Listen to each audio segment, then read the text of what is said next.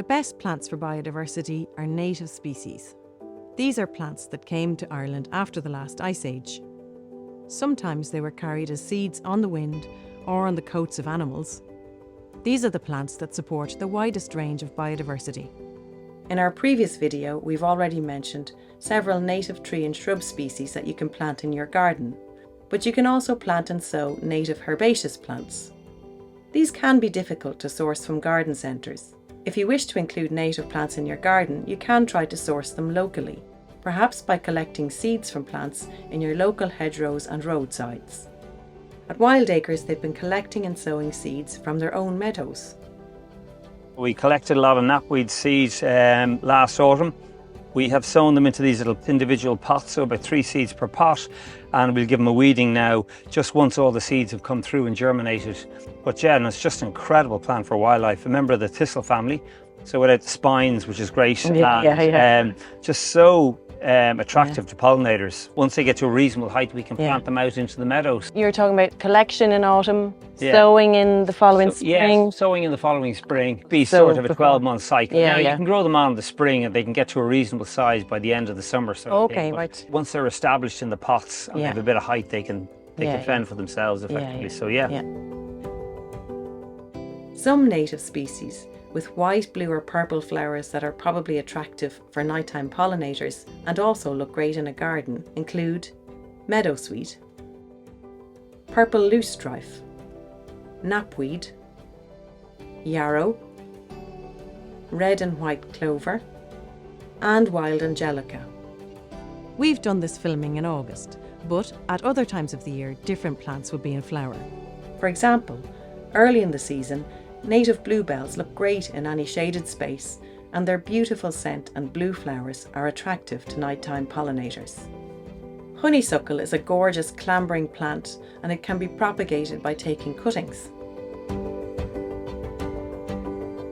Honeysuckle, it's a lovely clambering plant, very fragrant, great for nocturnal pollinators. You've been propagating it. Yeah, we have. We've taken some honeysuckle cuttings from honeysuckle that we planted into the hedgerow. We planted 2 kilometres of native hedgerow.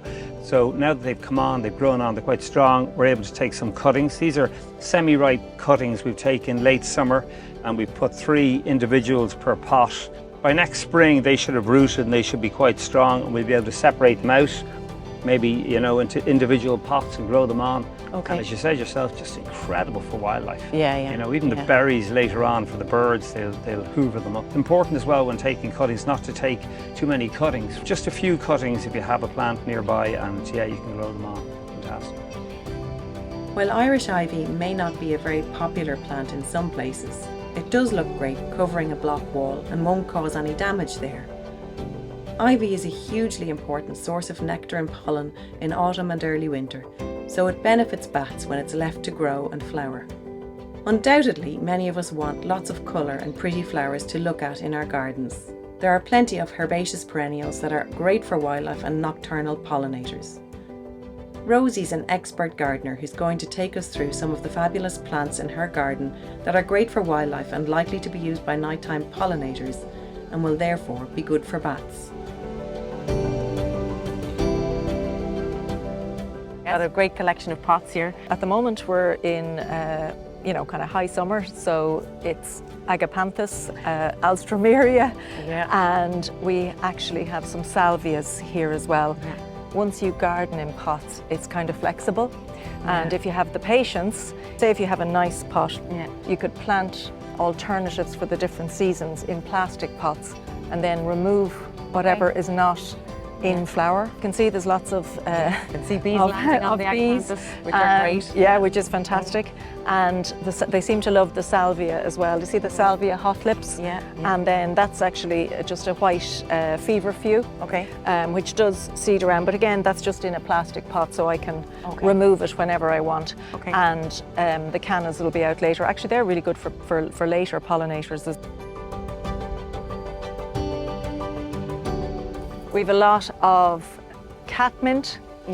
There are different varieties of catmint. I have the space, Yeah. so I use Nepeta Six Hills Giant.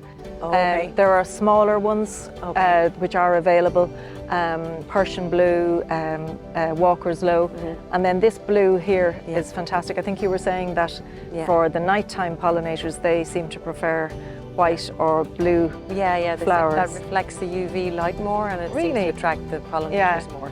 But this is a really good one for pollinators. This blue here, that's Eryngium or sea holly. Yeah, I love this sea one hollies. is well named, Big Blue. Yeah, okay, very good. Which is fantastic. And you'll just see another blue behind, which is Echinops, and it's the globe thistle.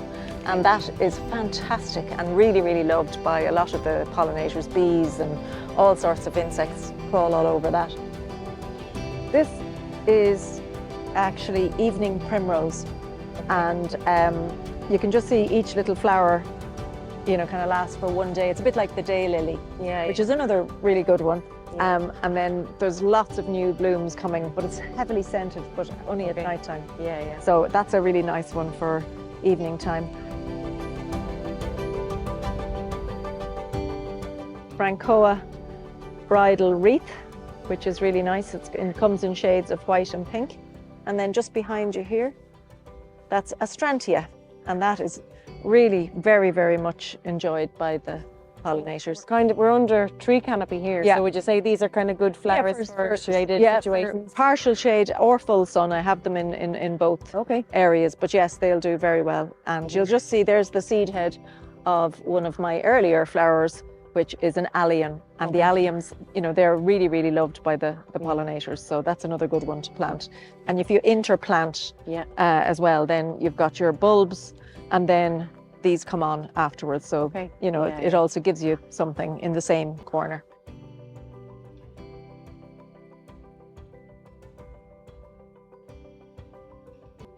For more information, see gardeningforbats.com or watch the rest of the videos in this series.